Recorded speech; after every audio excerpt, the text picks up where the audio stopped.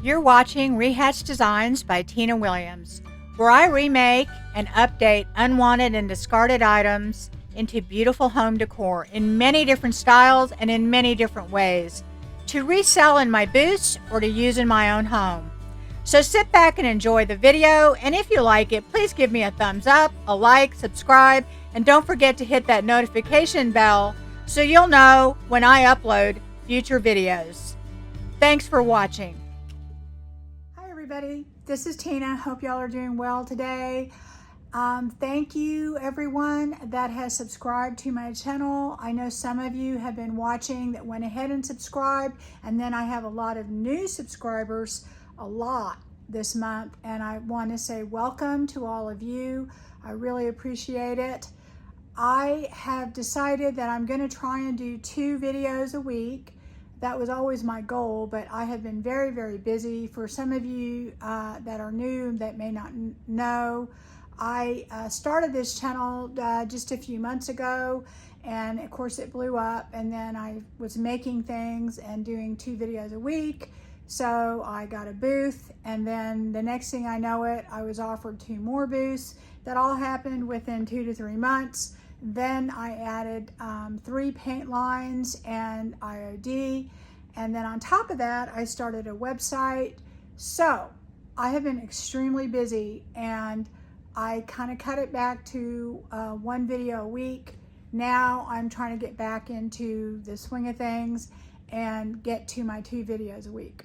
All that being said, all that just to say that I'm going to try and do my videos on Tuesdays and Fridays. I think in my last video, I accidentally said Monday and Friday. I meant Tuesday and Friday.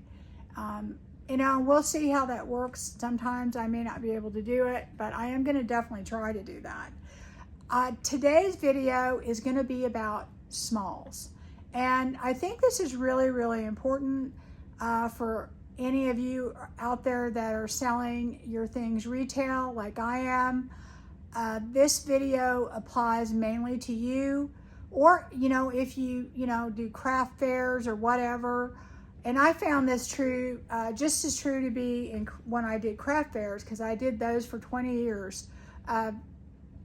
The same thing applies. So now, first off, let me tell you what the question is that I put out there. Do smalls pay the rent? And the thing is, they really do.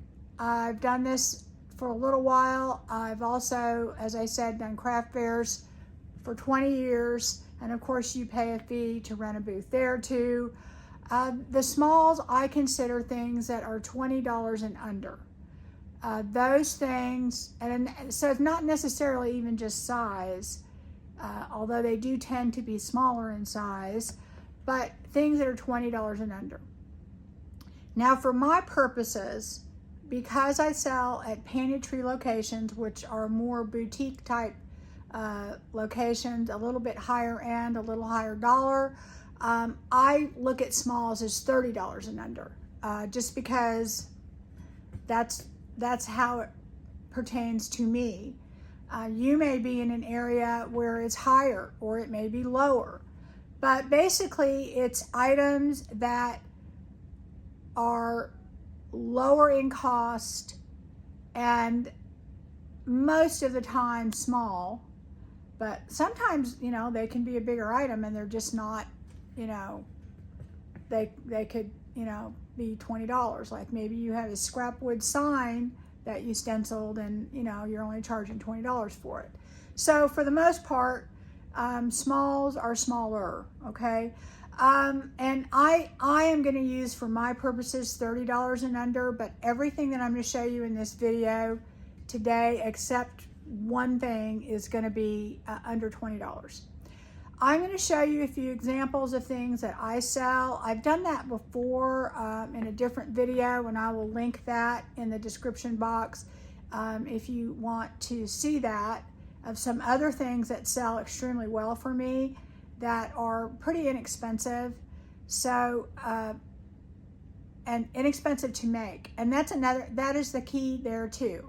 You want whatever you're selling as a small to be, your costs to be extremely low. They say in the booth industry, you know, you make the money in the buy, not the sell. So if you buy low, then you can sell it and make a decent profit. I always try and get 3 times whatever my cost is. So if it cost me $1, I try and sell it for $3. If it costs me $4, you know, then I'm going to go ahead and sell it for $12. That's pretty much my rule. Of course, you can't always do that. Also, too, you don't always have to change things. I find things all the time in thrift stores that I can sell, and I do sell, and for sure, I don't do anything to them at all, or something minimal to them. I sell baskets in my booth as is all the time, and I buy them for maybe $1 or $2, and I'll sell them for $5 to $8, and that's over 3 times, you know, what I paid for them. But if you go into, you know, the retail stores, they'll sell them for $20. So, you know, that's how it is.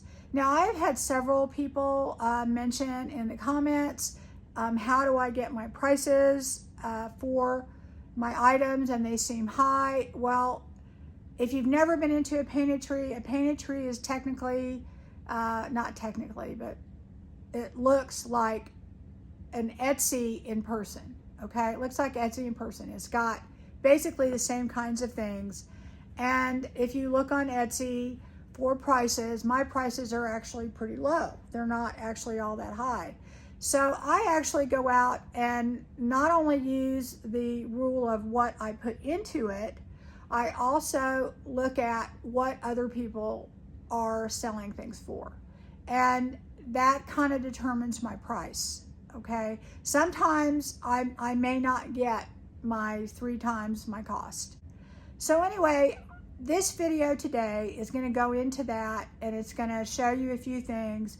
But I did want to say, first off, just as a little personal reality check here for me, the last 2 months I looked, and by the 15th of the month, all 3 of my booths had made rent.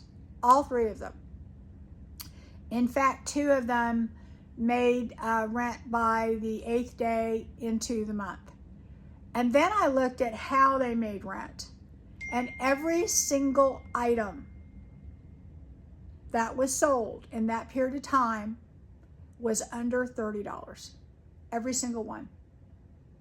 And yes, I sold more of those items later, but yes, smalls do pay the rent. And what's great about that is that if you have some bigger ticket items, like let's say you flip furniture, or maybe you have paintings, or I showed you the artwork that I do that I sell for $35 on average. When those things sell, that's just, you know, that's just extra. That's a bonus. And so that's when you really start making your profit. So smalls do pay the rent. And I think part of it is when people go shopping, make your booth inviting, have those big things in there, those big ticket items that make your booth stand out, but not because you plan on paying the rent with those, but because you want to bring people into your booth. And then have the small items there so people will look at them and maybe pick something up. I have a lot of items that I price at $18. A lot of things I sell at $9. Some that I sell at $6. A lot of higher end priced ones at $28. And those things sell for me all the time. Now, I also have wholesale items in my booth, and honestly, they don't sell as well as the things that I remake. I think because those items that I remake are not only unique, they're usually a lower price, at a lower price point. So, and I make a lot more money. I love selling a book stack that I've only spent $2 or $3 on for $20 to $22. And I sell those all day long, guys, all day long. If you don't know what a book stack is, watch my last video that I put out and it will show you that. And I think I've done them several other times. And also the video that I'm linking will have that in there. So that is the kind of thing that I sell in my booth, and I am making my rent consistently, usually by the 10th of the month, and it's looks, for the most part, it's under $30. And the other wholesale items that I sell is I sell paint, Fusion, Paint Couture, Sweet Pickins milk paint, and I sell IOD products. Now, those products, a lot of them are, $30 and over, or $30 and like $28 or whatever. And I do sell quite a few of those, and that to me is, puts me over the top. But again, I don't make nearly as much money profit-wise on those items. But it's great to have them.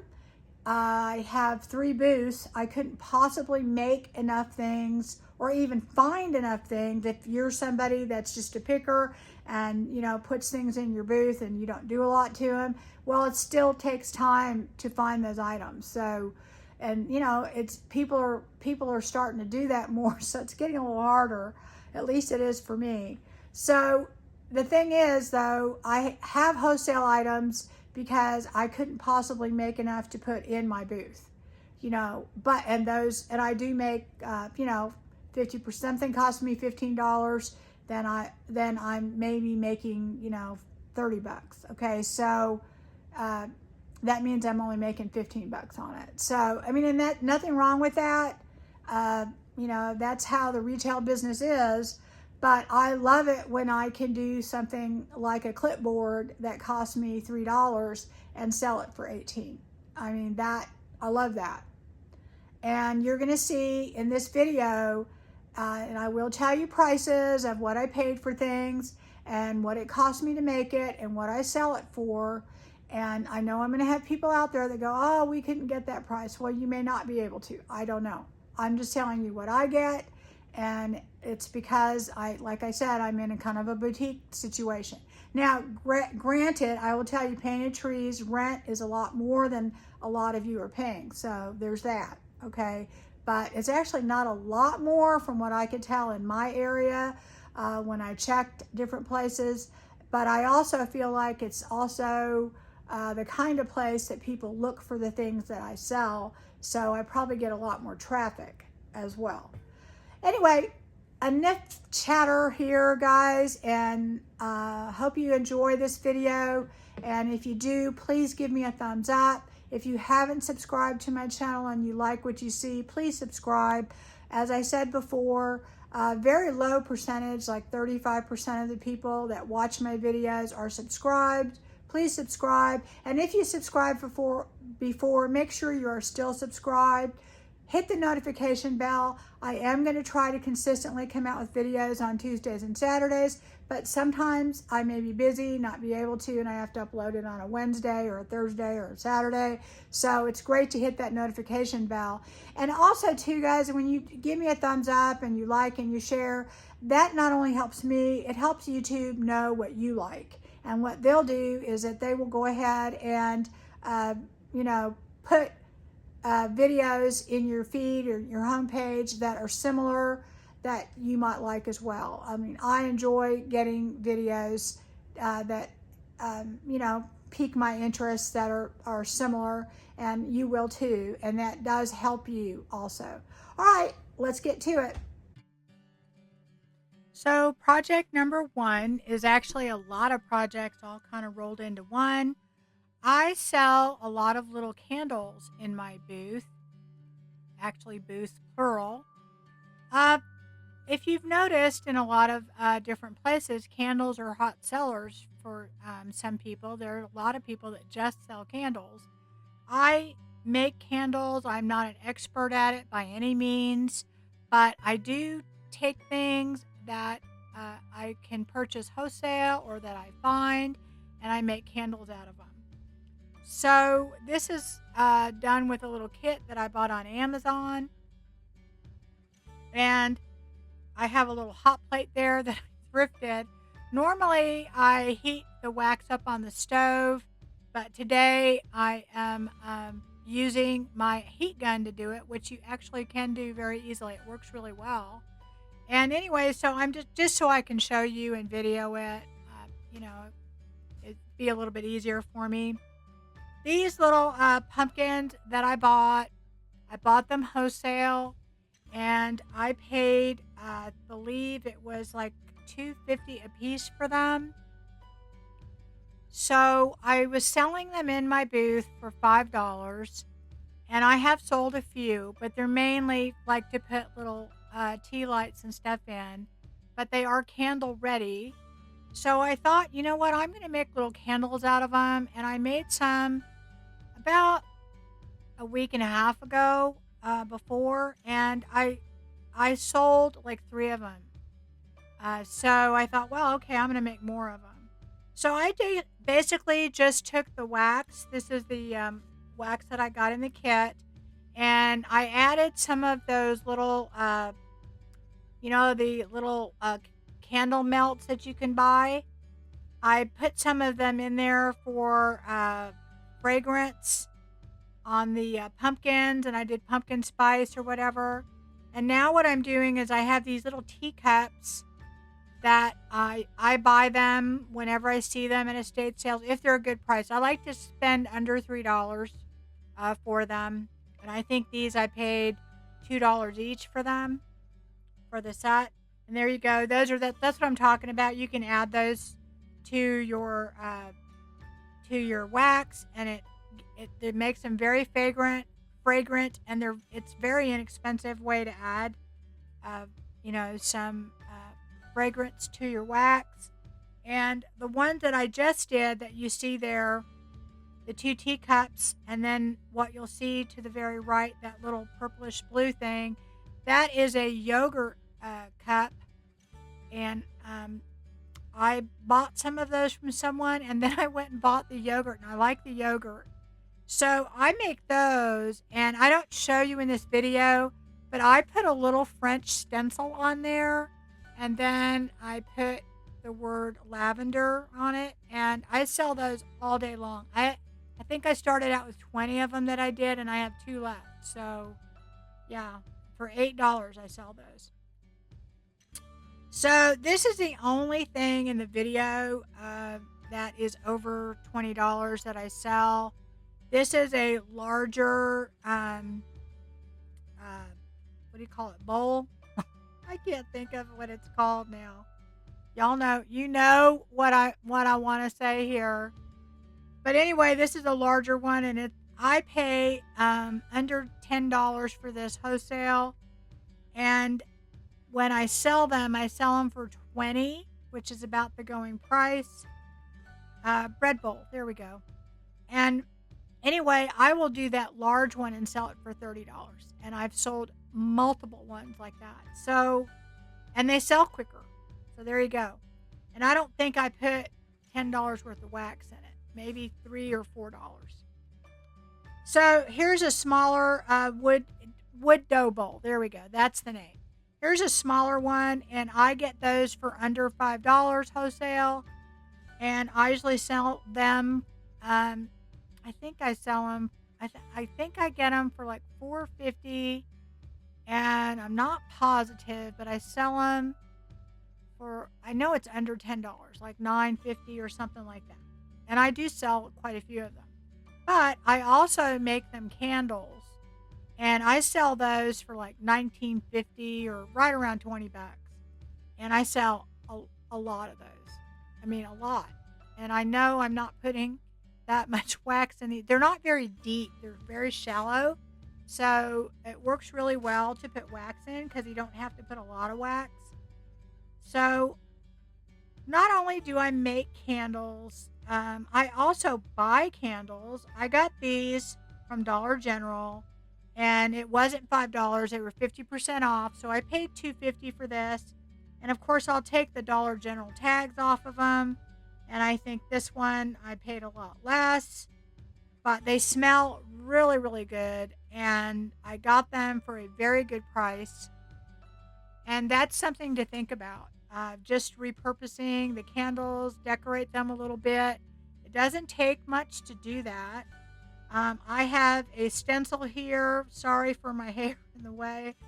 I will just stick that stencil on there. And this is one of those kind with the sticky back, that you can. I love these, and I love to use them on stuff like this. So all I'm doing is I'm using some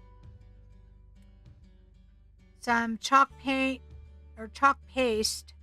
And I like using paste better than just the paint, but if I use the paint, then what I will do is I will make it a little bit thicker or use a thick paint just so that it helps with the smearing. And I love these mesh stencils like this. I got this on Amazon. If I can find the link, I will link it for you. I bought it not too long ago, but I thought when I looked before they were out of these. But if I can find it, I'll put it out there. But anyway, I'll go over this. Super, super easy. And look what it did, though. It completely changed the look of this little candle. And I will probably sell that for, $8-9. So I'll make a pretty hefty profit for that.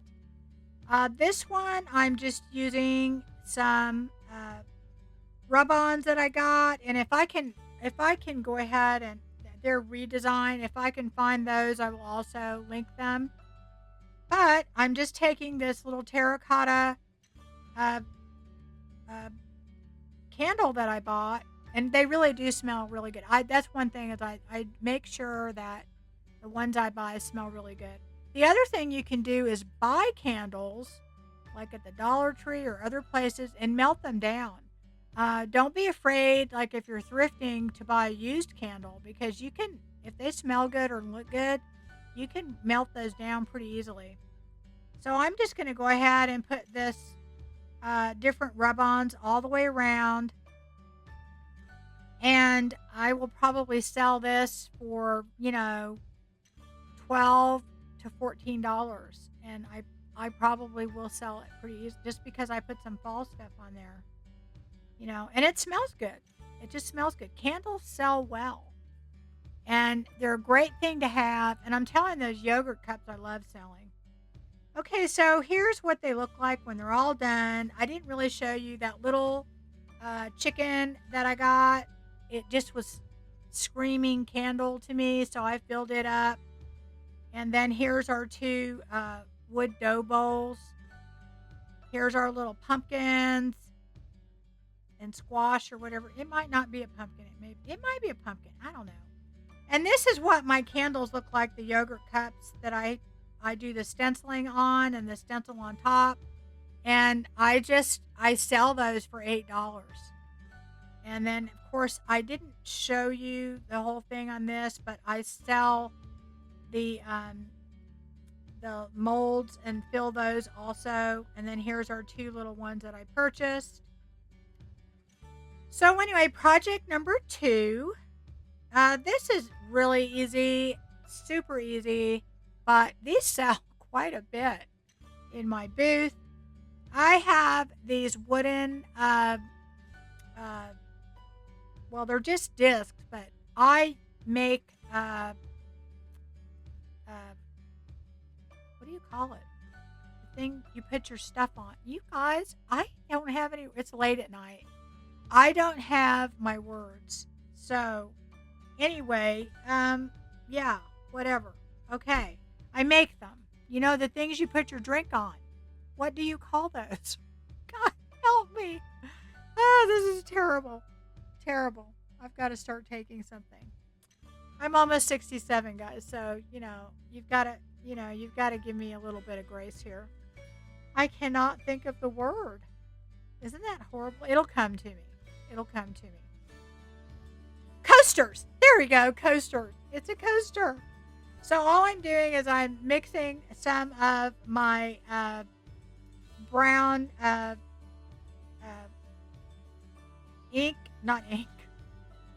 chalk.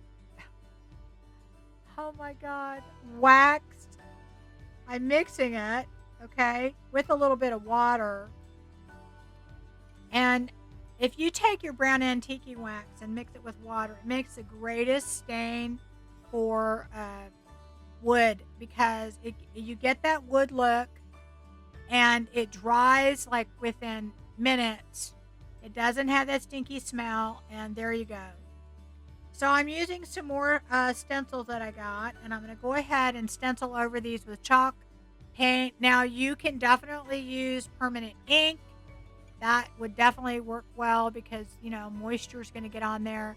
But I spray these guys about 5 times, and I go over them with Extreme Guard by Paint Couture. And they, trust me, I have some in my house, and they wipe up well. They last. They do great. So I have these stencils, and there's 4 of them, but I'm actually going to repeat 2 of them simply because I sell them in packs of 6. Not really sure why. I just do. You definitely could do packs of 4, but I usually sell them for right under $20, and I sell these all the time.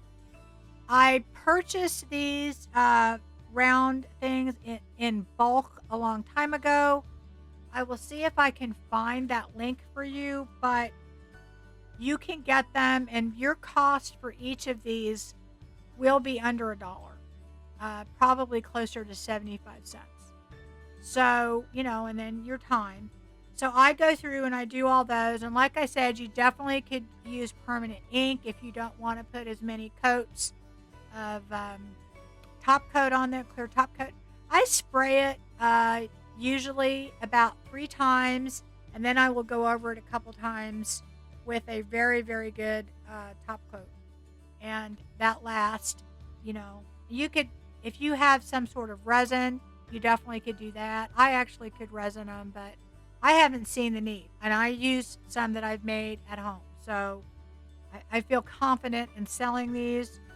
So anyway, I just go over these. These are mesh stencils, are great. They stick. I was kind of worried the first time I used these because you need to wash them off right away, just like any stencil. But all the stickiness came off when I washed them, and I thought, well, gosh, I guess it's just a one-time use thing. No, after you let them dry, that sticky stuff comes back. Now, I don't know. Maybe if you use them enough times, it doesn't. But for me, so far, all of them that I've used, that's what happened. So I like using them because they stick down, and they stencil well. So now I'm just taking some glue. You can use whatever kind of glue that you want. I like to use something that is permanent, that I don't feel like if the water will affect it. I don't use hot glue. I feel like the hot glue, for the most part, is not necessarily permanent. I use Tight Bond here, and I just take these little cork backings, and I actually thrifted those. It was like, I don't know. Look in your craft sections at the thrift store. Somebody had like just a big plastic baggie full of those, and I think I got them for less than $2. So, you can buy them inexpensively, or you can buy, they have the cork also at Dollar Tree that has a sticky on it, but I don't trust their sticky stuff. I put my own glue on there. I want people, that go to my booth, if they want to come back, I don't want them to feel like they got ripped off if their coaster, is falling apart, or wherever I made is not, I just, because people will come back. So you want to make sure that you're putting out a quality product there, and a finished product. Now, I know some people do these and they put there's a little round dots on the back, those felt dots. You could definitely do that. Those are really cheap. So this is what they look like. I think they look kind of rustic. They're kind of cool. And like I said, I'll probably sell those for just right under 20 bucks, 18 to 20. So this is our last project. And on this one, guys, these are some little critters. And I just want you to think kind of outside the box, okay? Of little things that you can make over. And I'm not saying that you have to go to the Dollar Tree. You can see stuff in the thrift store. But these little guys I got from the Dollar Tree. And the hardest part of this always taking the stickers off. So just heat them up and they should peel right off. If they don't, use your little scraper. But I don't know what they use for glue, but it's something else to get their glue off sometimes. Sometimes they come right off. So I'm just going to make sure I get all the residue off and all the glue off. When you are remaking things from Dollar General or Hobby Lobby or Dollar Tree, you know what? Make sure you get those stickers off. Make it your own, make it different, but get those stickers off. So all I did is take a little baking soda, and I am using a little bit of fusion paint, and I'm using cast iron. And I'm trying the baking soda because I'm out of salt wash. And guys, I'm sorry, but I don't think the baking soda is the same. Everyone keeps telling me it's the same thing. It's not.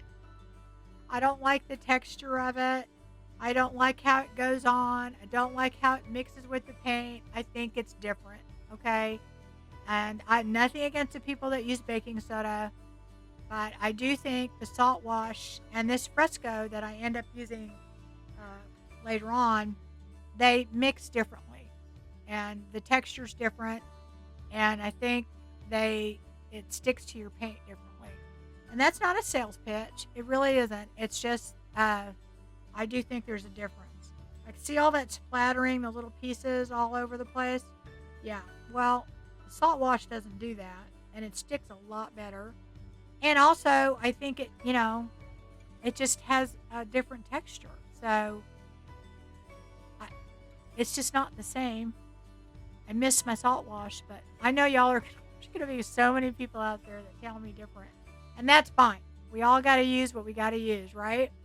So anyway, I'm going to go over this whole thing, and I'm going to go over each one of these, because I'm trying to add some texture to all of these, even though I think they're made with a resin, and they kind of have like a texture to them.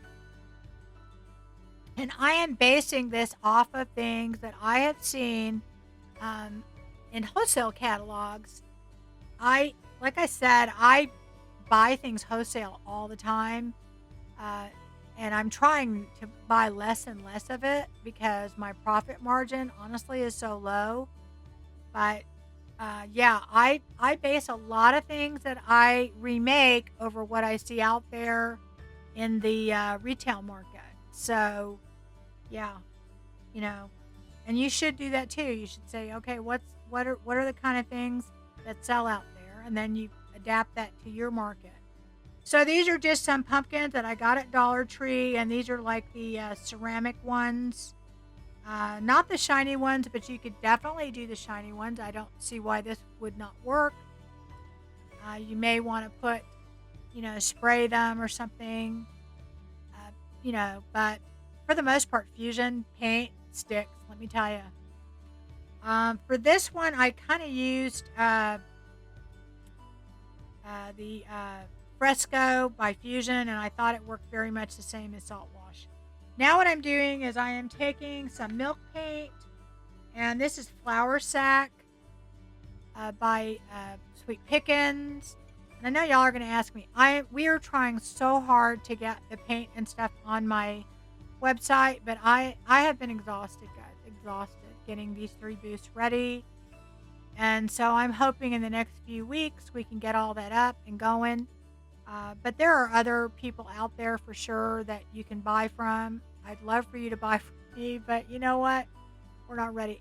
You can get that stuff at my physical locations in North Richland Hills and in Highland Village. So I do sell that. I have it all there, but I just haven't had time to load everything on my website. I do sell IOD on my website, guys, and I do offer free shipping over $50 and flat rate shipping for under $50 at $8 and no tax. So check out my website because it's a good place to shop. for good prices. So anyway, all I'm doing is going over one coat of my items that we painted with that fusion. And really, the fusion, it's not just a selling thing. That fusion paint, the name is absolutely right on. You get that stuff on your hands, and it is hard to get off. It really is very hard.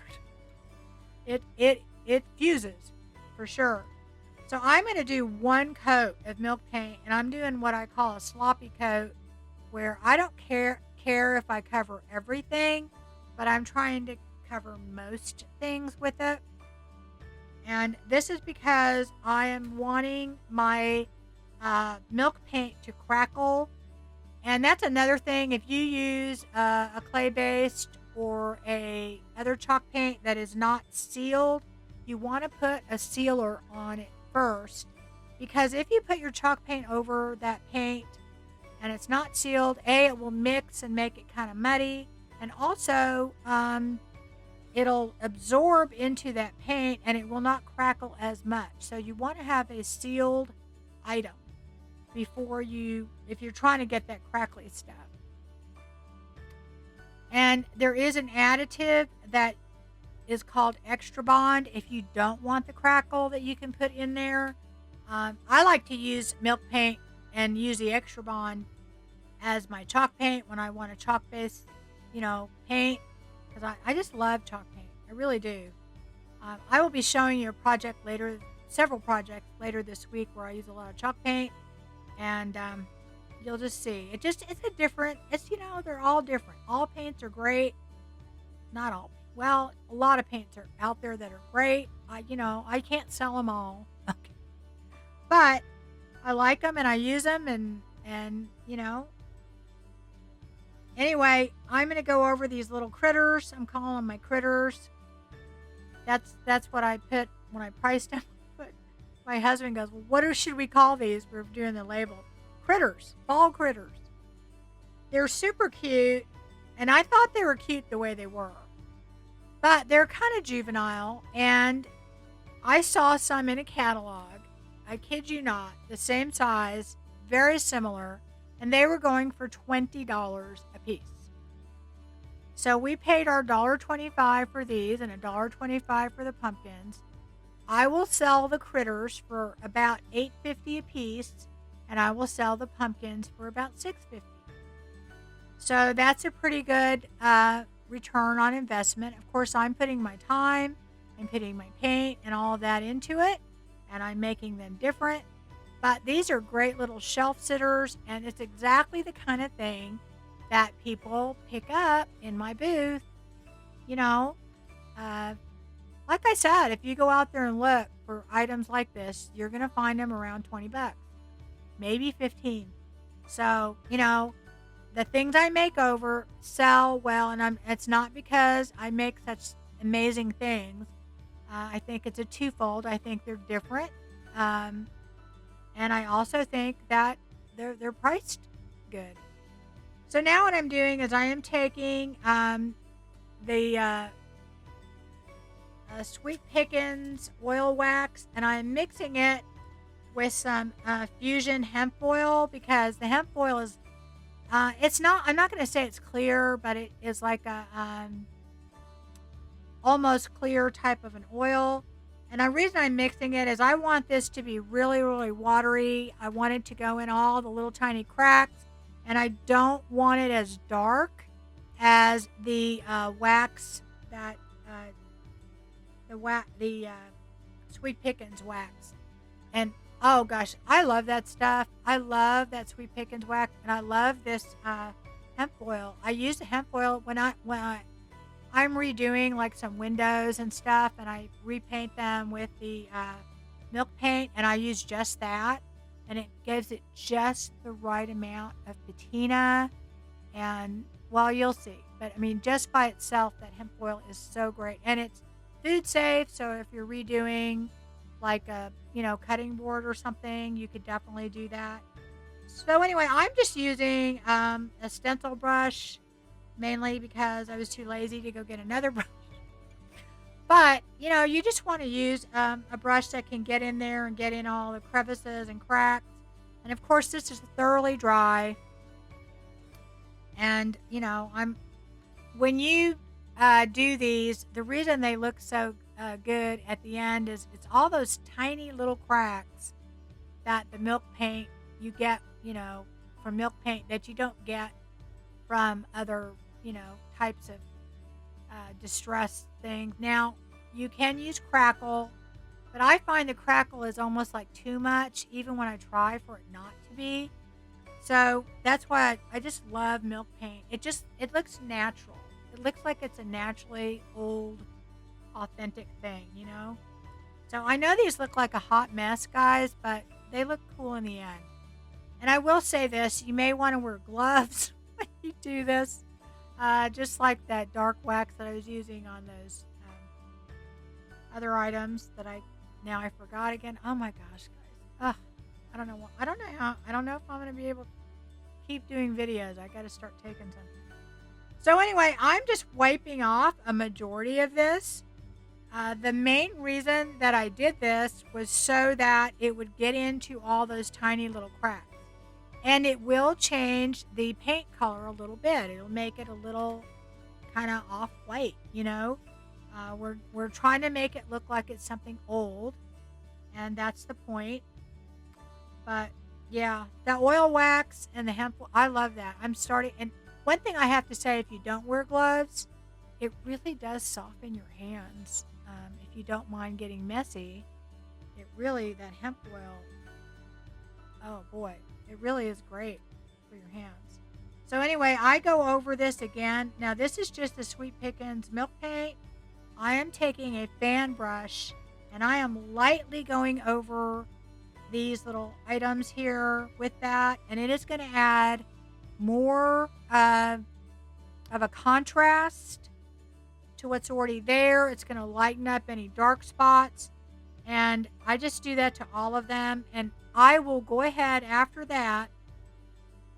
I'm going to do one more step. But when I'm all done with these, I will spray them with Rust-Oleum Clear. Because once you reintroduce the milk paint, you have to seal the milk paint with something. Now the wax does seal it. And the oil does seal it. But we're going back over it again. Very lightly, of course. But you do want to seal your project. Because you don't want the paint. You don't want somebody picking it up and the paint coming off on your hands. That's not a good look. So anyway, I am taking a Paint Couture light brown sugar glaze, and I am going to go in all those little indentations on the pumpkins, or even anywhere on the little critters that I think that need a little definition. And it's just a very, very light kind of effect to this. Now I wipe off a lot of that, but I'm doing that just in little places on the pumpkins mainly, and then I do it on the stems to darken them up a little bit, and that just gives them a little bit more definition, and anywhere that I think on the critters that they might need it. And as I said, I go over this later with a spray, but the glaze itself, if I were to glaze the whole thing, like let's say you didn't want to use the oil wax, glaze is a sealer. The Paint Couture is a sealer, so that you could technically go over the whole thing, and then that would take care of it. So anyways, guys, that is my entire video, and I hope this was helpful to you. And I know I was quite chatty in the beginning, but that was purposeful. And I hope to see you guys again soon. And I promise you I won't talk that much. And please take care and have a good day. And I'll see you guys again soon. Bye-bye.